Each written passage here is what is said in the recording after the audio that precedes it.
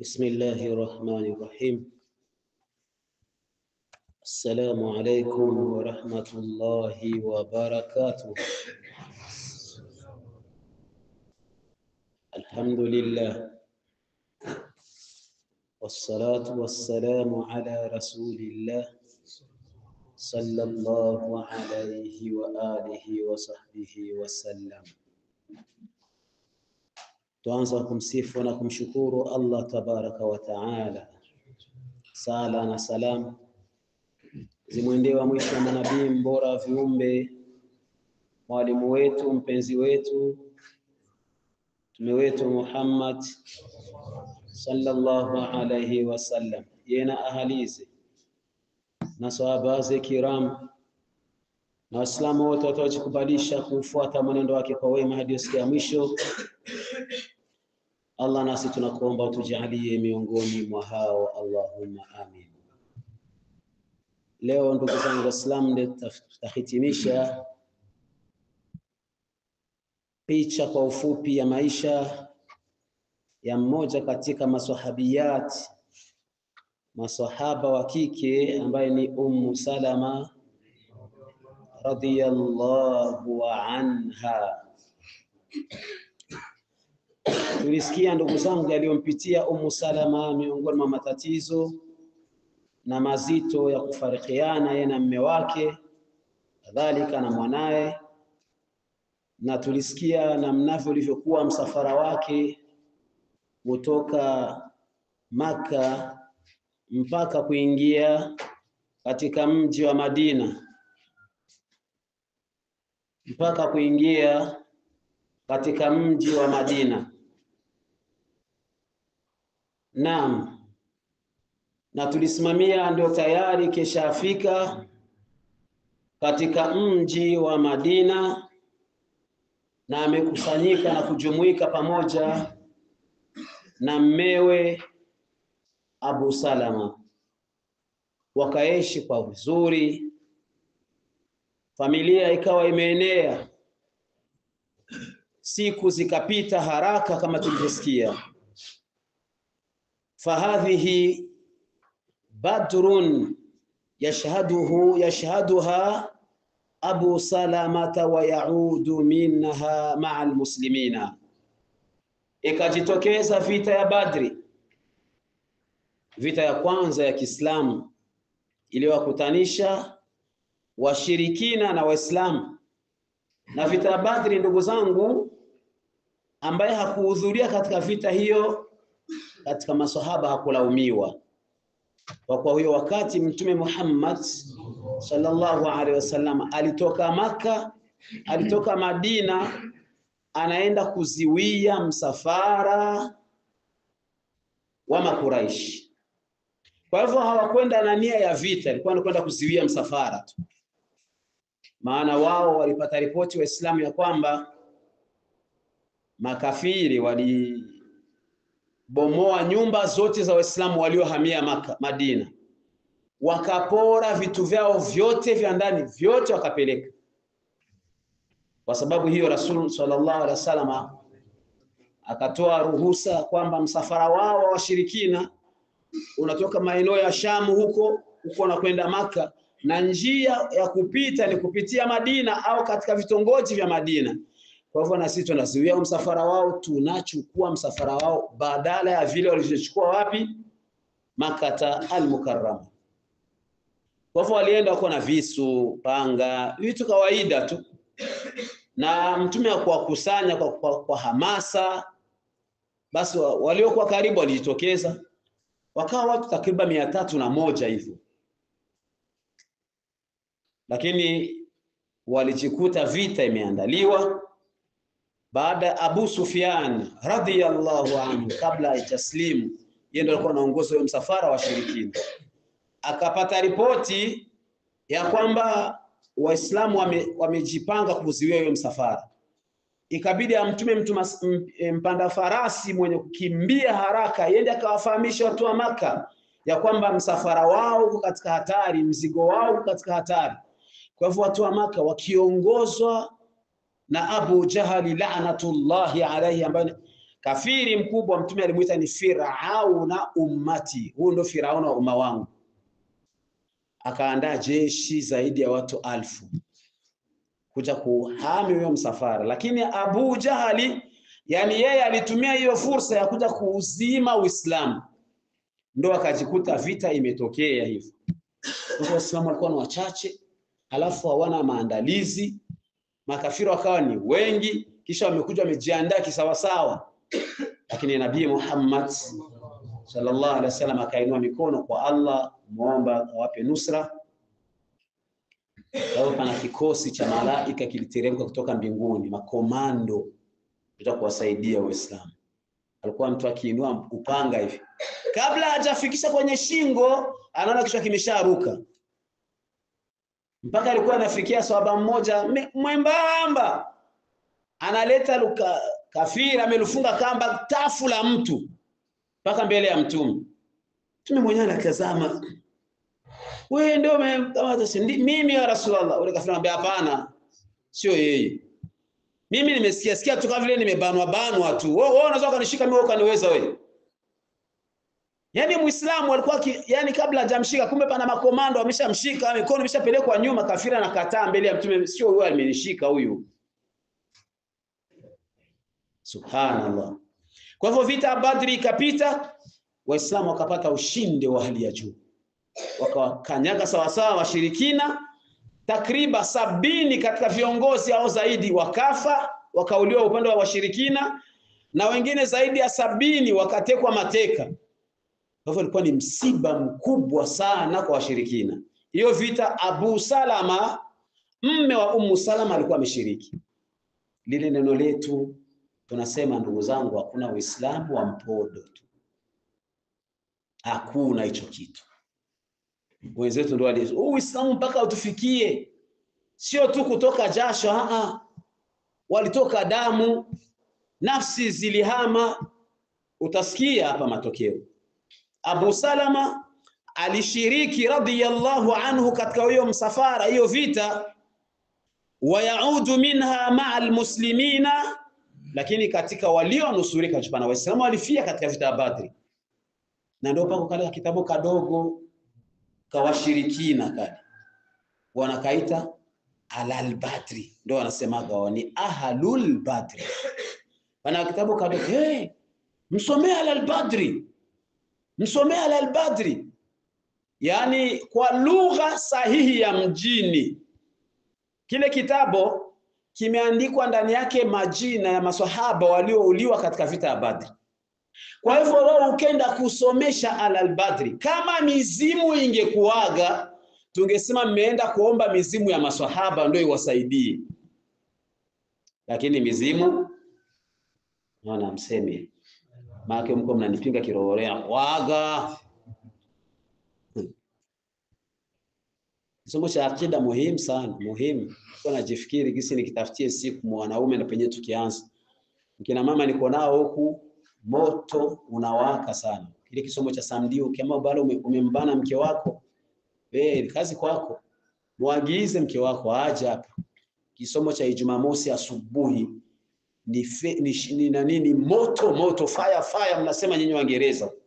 Hakuna mchezo, yani nawapiga kina mama hapa mpaka wanaeka kinywa wazi hivi, wana dua, wananisikiliza, nawaambia na wabembeleza, jamani msiache kuja kisomo, msiache, maana nataka kujikaza baki hapa.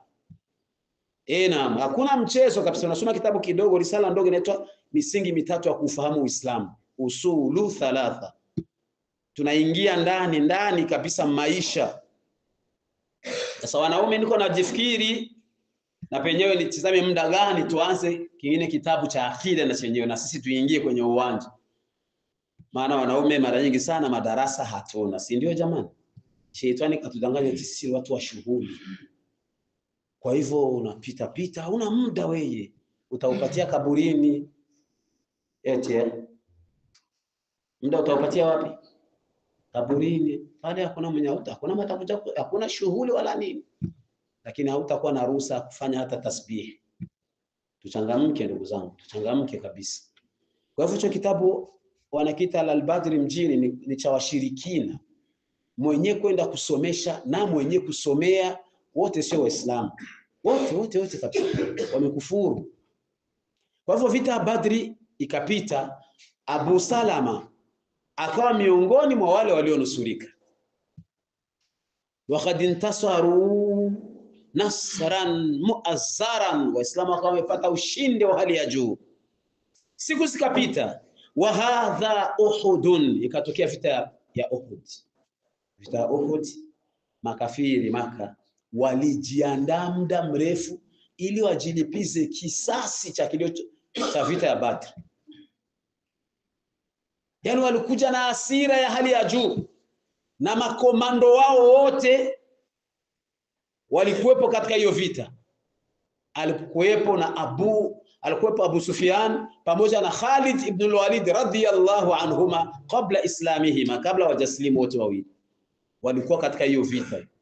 Juu katika vita ya Badri Abu Jahl alifishwa, aliuliwa katika hiyo vita ya Badri na ukafiri wake, na kifo kibaya sana.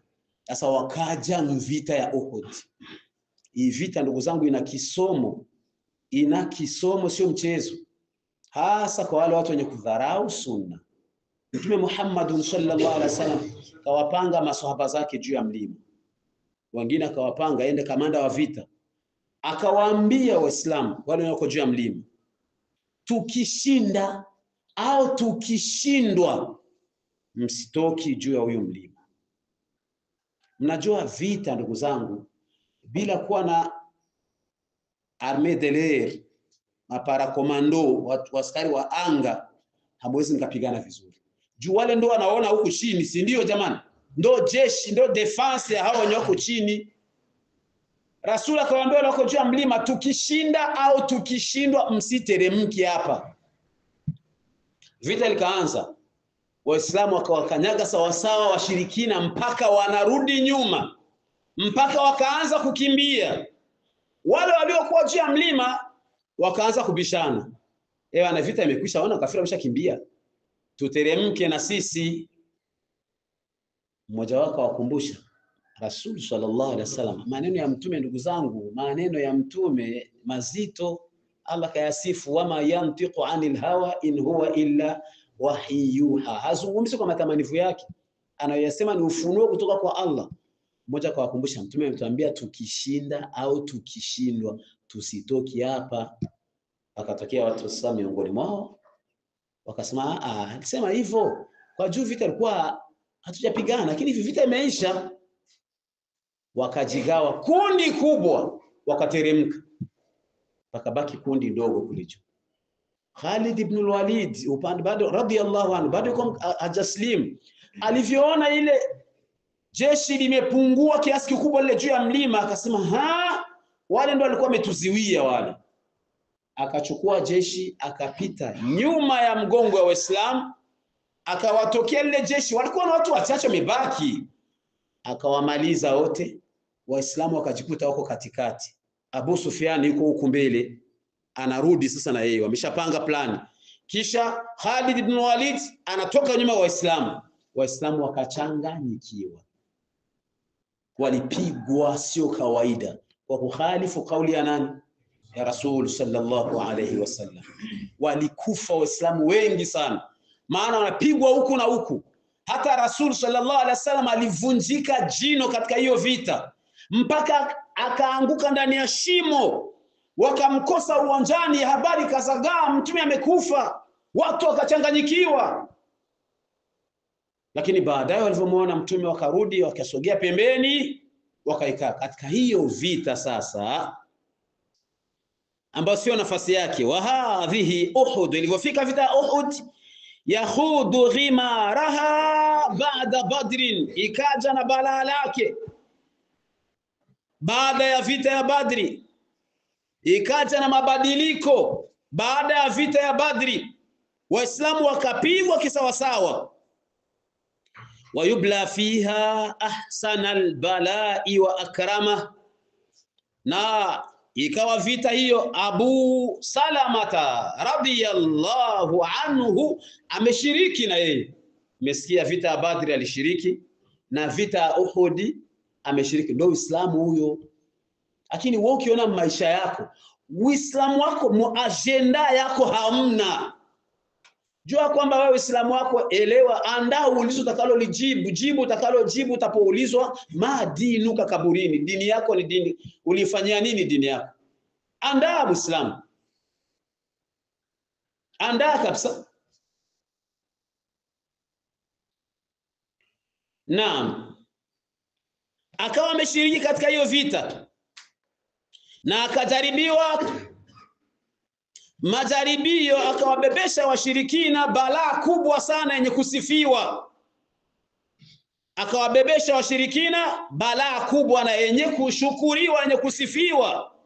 Lakinahu yakhruju minha, lakini vita ilipomalizika, wanarudi sa nyumbani, akatoka ndani ya vita hiyo. Yakhruju minha, akatoka ndani ya vita. Waqad juriha jurhan baligha, amepewa jeraha kubwa sana, amejeruhiwa jeraha kubwa sana kabisa, kaumizwa donda kubwa. Ndo alirudi nalo Abu Salama. Kama tulivyosema, ilikuwa inatokea vita moja, ukirudi mjini majina yamebadilika. Unasikia kina mama karibu 50 walikuwa wanaitwa ni mke wa fulani, mke wa fulani, hivyo anaitwa ni mjane wa fulani. Waume wameuliwa katika vita kwa siku moja. Watoto zaidi ya 200 walikuwa wanaitwa ni watoto wa fulani, walikuwa ni mayatima wa fulani kwa ajili ya hii dini. Kisha wewe unakaa unasali, unaondoka, unakwenda, unajua ati ndio Uislamu umeishia hapo. Hamna ndugu zangu. Kama haijafikia watu wakae chini kwa ajili ya hii dini, bado. Na leo kama Uislamu unadhalilika ni kwa ajili yetu sisi. Hatuna programu yoyote ya Uislamu. Tuna programu za maisha ya mke, watoto, na uoga wa maisha umetuingia sana. Sasa sijui kesho itakuwaje, kesho itakuwaje? Itakuwa hivyo hivyo tu. Akawa amejeruhiwa jeraha kubwa sana. Famazala yualijuhu hatta bada lahu, hakuacha kutibu jeraha lake hatta bada lahu annahu qad indahal, hakuacha kujitibisha jeraha lake mpaka ikafikia jeraha likaonekana ya kwamba indamala, ya kwamba limefanana kwamba limepona kwa nje, kwa juu inaonekana jeraha limepona. Lakinna aljurha kana qad rumma ala fasadin, lakini maskini jeraha lilikuwa limeonyesha kupona kwa nje, kumbe ndani yuko anaoza.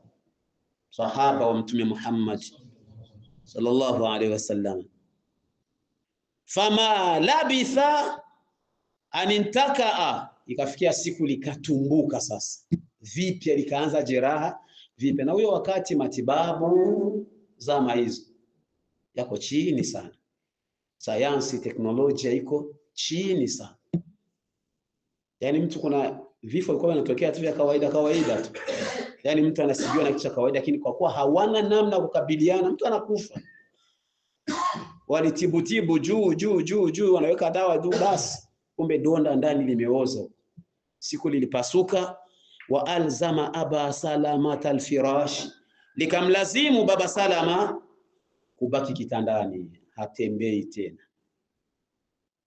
Anauguzwa na mke wake Ummu Salama ambaye tunamzungumzia radhiyallahu anhuma.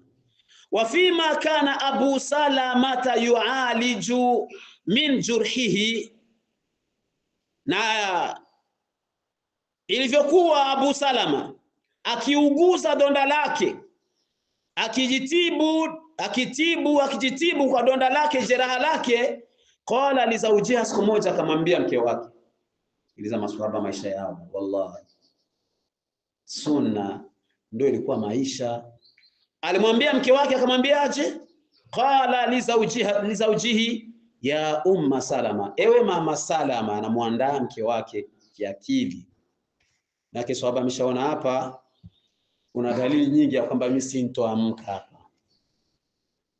Akamwambia, ewe mama Salama, sami'tu Rasulullah sallallahu alayhi wasallam yaqul, nilimsikia mjumbe wa Allah, sala na salamu ziwe juu yake, akisema la tusibu ahadan musibatun, hasibiwi mmoja wenu na msiba wote, hatopatwa mmoja wenu na msiba, fayastarji. Istirjani kusema inna lillahi wa inna ilaihi rajiun, sisi na vyote ni vya Allah na kwake Allah ndiyo marejeo yetu. Alafu hapa na kwa kituko cha sisi watoto wa mjini, wale wenye wanaijua dini bila kuisoma. Mtu akifa kama fulani kafa, anaanza qalu, ndio sio anaanza qalu inna lillahi wa inna ilaihi rajiun, wakasema sio yeye. Allah, tusome dini ndugu zangu. Dini hakuna ujanja mwa hii dini. Ukristo huko ndiko. Mtu akiwa tu farser unakuwa pastor. Una mafentage mengi sana. Apostolato governamento atasona digitata. Huyo ni Roho Mtakatifu huyo. Wewe watu mjanja tu. Lakini mwa hii dini mpaka upige goti ndugu yangu. Ukileta ujanja tu siku hii moja urahinyuka, unasema si Warundi, utajulikana, tutaaibika. Sasa wao wanamletea fulani kafa, qalu inna lillahi, yani wewe ndio ule mtoto wa mchini ule wa ndani, qalu inna lillahi wa inna ilaihi, wakasema, sio yeye akasema, yani yeye hajasema tu. Kwa hivyo iko nampa mawaidha mke wake, anamuandaa. Nilimsikia mjumbe anasema Muhammad sallallahu alaihi wasallam hapatwi mmoja wenu na msiba, fayastarji, kisha akasema inna lillahi wa inna ilaihi rajiun inda dhalika, katika huyo msiba wake. Wayaqul, kisha akaendelea anasema Allahumma indaka ahtasibu musibati hadhihi, Mola wangu ni kwako ndo nataraji malipo ya msiba wangu huu. Allahumma akhlifni khairan minha, Allah nakuomba unipe bora zaidi ya huyo ambaye ameondoka. Illa, akamwambia mke wake, ukisema hiyo dua, illa a'tahu Allahu azza wa jalla, Allah atakupa bora zaidi ya yule ambaye ulipoteza. Umu Salama anamsikiliza, anajua mzee huyu yuko njiani, huyu anaondoka. Wallahi dhalla Abu Salama ala firashi maradhihi ayaman, alibaki Abu Salama kwenye kitanda cha maradhi, amelazwa hapo masiku ya kutosha. Wa fi dhati sabahin, na siku moja asubuhi, jaahu Rasulullah sallallahu alayhi wasallam liyaudahu, mtume alikuja kumtembelea. Falam yakad yantahi min ziyaratihi, alipokurubia kumaliza ziara yake ya kumtembelea Abu Salama, wayujawiz baba darihi, na anaanza kuondoka ili afikie au apite mlango wa nyumba ya Abu Salama arudi nyumbani, hatta faraka Abu Salama al-haya, hapo ndiye Abu Salama akamwitika Allah tabaraka wa taala. Rasul karudi nyuma kumtizama sahaba wake, fa aghmada nabiyyu sallallahu alayhi wasallam biyadaihi asharifataini, mtume kwa mikono yake mitukufu akafumba macho, maana macho mara nyingi yanafataga roho gisi inavyokwenda, yanaona gisi roho inapandishwa, ndio unaona mtu macho yanabinuka hivi. Kwa hivyo Rasul Ahmad akayateremsha ainai sahibihi, akayateremsha akafumba macho ya sahaba wake. Na hii ni sunna, anapofishwa maiti jitahidi taratibu mpaka macho yateremke. Lakini leo wanana tayafanya, na watu wengi wanaogopa maiti kuliko wazima. Nini? Tumeitikadi za sinema mkichwa. Mtu amelala hivi ana esprit yake naamka. Yani tunaishi maisha ya maajabu ajabu. Kwa hivyo mtu anakaa mbele ya maiti anaogopa. Nisikia nasimka. Ni sinema hizo unaonaga. Wapi ushaona maiti kaamka kamshika mtu? Wapi mshaka vile? Iko. Tunaogopa nini kama sio sinema? Ni vile vile wa sinema tunaonaga tu maiti esprit kaamka ikaenda kupiga watu kachi na nini. Mambo ya maajabu ajabu, wallahi subhanallah.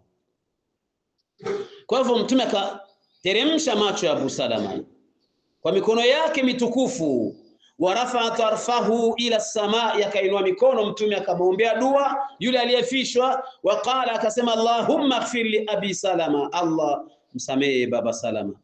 Huyu ni shahidi, lakini shahidi ambaye kafia nyumbani. Nasikia jirani litoa vitani, lakini amefia wapi?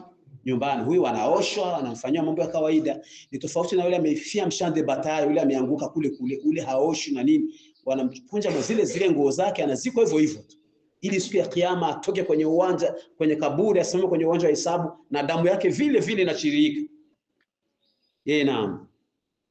Kwa hivyo Rasul sallallahu alaihi wasallam akaona mikono, akamwombea Abu Salama, Allah msamehe Abu Salama. Warfa darajatahu fil mukharrabina, uinue daraja yake katika wale watakao kuwa karibu yako hiyo siku ya masiku. Wakhlufuhu fi aqibihi fil ghabirina, na waliobaki alghabirina, watu waliobaki huku nyuma, wape badala iliyokuwa nzuri. Yani Ummu Salama pamoja na mwanae wape badala ya mja aliyokuwa mwema. Waghfir lana walahu ya rabbal alamin, na utusamee na sisi pamoja na mwenzetu, ewe Mola mlezi wa ulimwengu. Waftah lahu fi qabrihi wa afsih lahu fi qabrihi, na umpanulie kaburi yake. Wanawir lahu fihi, na umweke ndani yake nuru. Maswahaba wallahi walikuwa wanafikia na wivu. Ilitokea siku moja Mtume alikuwa anasali swala ya jeneza, akaomba dua mpaka swahaba mwenye yuko nyuma kwa kusikia Mtume alikuwa anapandisha sauti kidogo ili kuwasikilizisha hao wako nyuma. Swahaba alivyosikia ile dua ya Mtume mpaka anasema wallahi nikatamani, nikamsikilia wivu ule maiti. Nikatamani mimi ndio ningekuwa nimekufa niombewe hiyo dua. Sisi kuna mwanzo akatamani hivyo. Tambizane ukweli. Amemwombea dua nzuri inshallah. Yeye bana mimi. Sisi tumengangania kwenye dunia, hatutoki. Haya. Ama Ummu Salamata, ama mke wake sa Ummu Salama, tunarudi. Fatadhakarat ma rawahu laha Abu Salama an Rasulillahi sallallahu alaihi wasallam. Ama Ummu Salama akakumbuka ma rawahu laha, yale ambaye mume wake alimpokelea Abu Salama, alimpokelea kutoka kwa Mtume an Rasulillah, yani ile dua alimwambiaga bado angali mzima. Faqalat, ikabidi aiseme ile dua, wasia kaachiwa na mume wake. Akasema Allahumma indaka, ni kwako e Mola wangu, ahtasibu musibati hadhihi, nataraji malipo ya msiba wangu huu. Lakini Ummu Salama lam tatib nafsuha, roho yake haikufurahia antakula, aseme Allahumma akhlufni fiha khairan minha, Allah nakuomba nipe bora zaidi. Hilo akasita kulisema. Liannaha kanat tatasaal, kwa kuwa alikuwa anajiuliza, wa man asahu an yakuna khairan min Abi Salama, hivi kweli huyu mwanaume mwingine anaweza niko naomba eti Allah nipe bora? Nani mwanaume atakayekuwa bora zaidi ya Abu Salama? Nasikia maisha walivyoishi ndugu zangu, maisha ya ujumba. Pana kisomo muhimu sana kinaitwa ndoa ni raha. Ndoa ni raha. Tukianze nimesita, basi mimi naishia hapo hapo. Yani hicho kisomo wanakuja ndani yake mme na mke na binti ambaye kishapata mchumba na kijana ambaye yuko na mchumba atakoa, wa célibataire kadi nyekundu. Hawa ingiagi macho kisomo. Hawa vijana hawa wote nje. Kuna watu kumake na kisomo naendaga daraja ya kwanza, bado natoa mawaidha, mnanitazama macho. Nikianza kuingia kwenye namba 2, naanza kuinamisha macho chini. Nikifika namba 3, natoaga mawaidha, watu wote wanitazama tena, watu wako chini hivi. Wakifika nje, wallahi ule shehe, umesikia mwenye amesema kwa yavuzi bishegu lugha yetu, amesema maneno amesema matusi, ndio lugha tunakimbilia kusema hivyo. Sasa wewe unasema mimi sio kuvisema, tunavifanya au sio? Sasa wewe unashangaa kwa hayo. Sasa hicho kisomo kina nafasi yake hicho. Nimekipiga South Africa, kule ilikuwa ni moto Cape Town kule. Mpaka hivi bado napata ujumbe wa vijana ambia na darasa hatukumaliza, ni darasa lirefu sana, hatukulimaliza. Basi ilikuwa ni hatari. Muislamu ndugu zangu, hakuna chenye kimekosekana, watu tu tuko mbali ya mafundisho. Lakini dini yetu, Allah aliposema al-yawma akmaltu lakum dinakum, leo nimewakamilishieni dini yenu, ni kweli dini imekamilika. Usiende kutafutia mapenzi porno, zile sinema za ufidhuli za makafiri ambazo zimejaa masimu ya watu wengi. Unakufa unaviacha wewe msimu yako. dhambi za kuendelea. Mtoto wako anairisi ile simu na yeye anaendelea na vitizama tu. Kila siku akitizama fungo la kukuta kaburini. Toa wewe vitu msimu yako, toa Muislamu. Mama anajiuliza mimi wa man asahu an yakuna khairan min Abi Salama, nani anaweza akawa bora zaidi ya Abu Salama? Tumeishi vizuri, lakinaha ma labithat an atammati dua, lakini hakuacha isipokuwa alilazimika kukamilisha dua, kwa ndio Mtume kafundisha. Sawa jamani, akawa ameiomba hiyo dua. Hazina almuslimuna limusabi ummi Salamata kama lam yahzanu limusabi ahadin min qabl. Waislamu walihuzunika kutokana na msiba na janga lililompata Ummu Salama, kama kwamba hawajapata kumhuzunikia yoyote kabla ya hapo. Wa atlaqu alaiha isma ayyam al-arab, na wakampa jina la mjane wa Waarabu, wakamuita Ummu Salama ni mjane wa Waarabu. Kwa nini wamehuzunikie sana? Idh lam yakun laha fil Madina ahadun min dhawiha, kwa kuwa Madina huyu Ummu Salama alimfataga mume wake, hakuwa na ndugu yake yoyote yule, min dhawiha, mtu wake wa karibu, mfamilia, hakuna, isipokuwa ghairi sibiyatin sigharin, isipokuwa watoto wadogo ambao walikuwa kazuhbil qata, ni mfano wa vitoto vya ndege au vifaranga havijaota manyoa. Yani alikuwa amebaki na watoto wadogo tu. Hana mtu mwingine wa familia. Wengine walihama, lakini kuna mjomba alihama, kuna shangazi, yeye alikuwa ni peke yake. Shara almuhajiruna wal ansaru ma'an bihaqqi Ummi Salamata alaihim. Hicho ndio natushinda maswahaba. Walihisi maswahaba wa muhajiruna kutoka Maka na maswahaba wa answari wa Madina walihisi haki ambayo iko juu yao, wanatakiwa wamtendee Ummu Salama kwa kuwa amebaki peke yake. Fama kadat tantahi min hidadiha ala Abi Salama, basi alipomalizia tu hidadi zile siku za huzuni, alipomalizia eda yake tu kwa Abu Salama, hatta taqaddama minha Abu Bakr as-Siddiq radiyallahu anhu yakhutubuha li nafsihi. Abu Bakr as-Siddiq akajitokeza kuja kumchumbia yule mama, mimi nataka kuchukua mzigo. Hao sio jamani? Yani rafiki yako anafishwa, mke wake anabaki hivyo hivyo tu, kwa unabaki ni kwenda kumtembelea tu ili ujiibe. Kwa nini usimuoe kama kweli alikuwa ni rafiki yako? Abu Salama, Ummu Salama, Abu Bakar kajitokeza, fa abat an tastajiba li talabihi, mama akakataa kupokea maombi ya Abu Bakar. Thumma taqaddama minha Umar ibn al-Khattab radiyallahu anhu, kisha kajitokeza Umar ibn al-Khattab kwenda kumchumbia. Faradatuhu, mama akamrudisha nyuma, ambia hapana, kama raddat sahibahu, akamrudisha nyuma kama alivyomrudisha sahibi wake, yani Abu Bakar.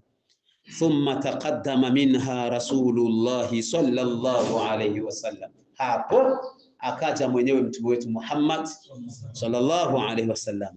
Faqalat la, yule mama akamjibu mtume akamwambia, Rasulullah, ewe mjumbe wa Allah, inna fiya khilalan thalatha, minna mambo matatu ya Rasulullah yamenifanya mimi nisipokee maombi yako, yananitia uoga. Jambo la kwanza, fa ana mraatun shadidul ghaira, mimi ni mwanamke na wivu wa kupitiliza. Na mnajua kila siku quand c'est trop c'est mauvais, kila jambo likizidi tu litaharibu kila kitu. Chumvi ndio kiungo cha kwanza, lakini ikizidi chakula akiliwi, au sio jamani?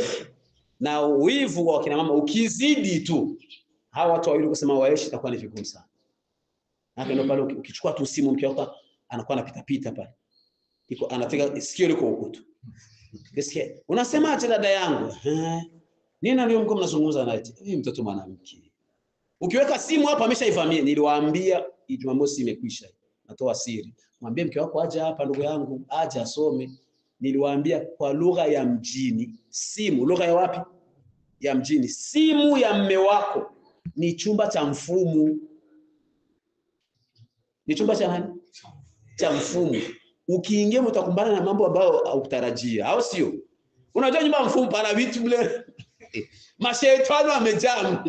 Wewe ukifunua haujui anaingia kwa masharti gani, haujui anaanza kusema nini, kama anaanza kumtukana Allah, wewe ukaingia tukiaina mzee utaripuka. Ndio nikamwambia kina mama, ukigusa simu ya mume wako umeingia mchumba cha mfumu kwa lugha ya mjini hiyo. Achana navyo. Sasa wivu ukizidi ni bala. Salama anamwambia Mtume, mimi na wivu mwingi sana. Fa akhafu an tara minni shay'an yughdhibuka, nachelea mimi ukaona kwangu jambo ambalo litakughadhibisha, litakutia hasira. Fayu'adhibuni Allahu bihi, Allah atakuja kuniadhibu kwa hilo. Sasa nashindwa mimi kukubali ya Rasulullah. Wa ana mra'atun dhatu iyal, kisha jambo lingine, mimi nina watoto wengi ya Rasulullah. Wa ana mra'atun qad dakhaltu fi sinni, tena mimi ni mtu mzima. Ndo la pili hilo, nimekuwa ya Rasulullah. Wa ana mra'atun dhatu iyal, na watoto wengi. Faqala alayhi salatu wassalam, Rasul akamjibu, amma ma dhakarti min ghairatiki, ama ambayo umeyataja kuhusu wivu wako, fa inni ad'u Allah azza wa jalla an yudhhibaha anki, mimi nitamuomba Allah atakupunguzia huyo wivu. Maana wivu usiishe, ubakie wa kutosha. Juna mwenye ana wivu anakuwa ni dayuth. Ndio leo unakutana mke wake anapana ya ambi na rafiki yake, akakijana kanakuja kanampa ya ambi, mke wako unatizama na cheka. Antoka vraiment ni kolege wake ule, walisomaga wote. Unaona bwana, fabatnul ardi khairun min dhahariha, wewe kufa tukakuzika ni bora kuliko kubaki mzima unachafua ardhi ya Allah. Yambi kweli mke wako wao unacheka tena. Yeye tulisomaga naye tena, nimeona tu nikafa najua tu ushakufa wewe. Wewe ni maiti kabisa. Rasul akamwambia nitakuombea dua, Allah atakuondolea huyo wivu, atakupunguzi. Wa amma ma dhakarti mina sinni, ama hayo umeeleza kwamba umeshakuwa mtu mzima, faqad asabani mithlu alladhi asabaki, yameshanipata mimi hayo ambayo kupata, bi maana mimi sio mtoto na mimi ni mtu mzima, kwa hivyo tutakwenda sawa sawa. Wa amma ma dhakarti min al-iyal, ama hayo unayodai kwamba una watoto wengi, fa innama iyaluki iyali, watoto wako ndio watakuwa watoto wangu. Kuna hoja hapo tena? Hakuna hapo hoja. Mzigo unachukuliwa. Thumma tazawaja Rasulullah sallallahu alaihi wasallam min ummi Salama, Mtume akawa amemuoa Salama. Fastajaba Allahu duaaha, Allah akawa amejibu ile dua yake, nipe mume bora zaidi ya nani? Ya Abu Salama. Wa akhlafaha khairan min Abi Salama, Allah kampa badala bora zaidi ya Abu Salama. Wa mundhu dhalika al-yawm, natangia hiyo siku baada ya kuolewa kwa Mtume, lam tabqa Hindu al-Makhzumiyya, jina lake sahihi kabisa ni Hindu, katika ukoo wa Makhzum. Lam tabqa Hindu al-Makhzumiyya umman li Salamata wahdahu, hakubaki tena anaitwa tu ni mama Salama, ni mama wa Salama peke yake. Wa innama ghadat umman li jami'il mu'minin, lakini akawa anaitwa ni ummul mu'minina, mama wa waaminifu wote, cheo cha ambacho walipewa wakeze Mtume Muhammad sallallahu alaihi wasallam. Nadhara Allahu wajha ummi Salama fil janna, Allah au nawirishe uso wa Ummu Salama na ustareheshe uso wa Ummu Salama ndani ya pepo. Wa radhiya anha wa ardaha, na Allah amridhishe mpaka na Ummu Salama aridhike kile atakachopewa na Allah. Hapa ndo tumefikia mwisho wa kisa kwa ufupi cha Ummu Salama. Wiki kesho insha Allah tunaanza sahaba mwingine. Subhanakallahumma wa bihamdik, nashhadu an la ilaha illa anta, nastaghfiruka wa natubu ilayk. Subhana rabbika rabbil izzati amma yasifun, salamun ala al-mursalin, walhamdulillahi rabbil alamin. Assalamu alaykum wa rahmatullahi wa barakatuh.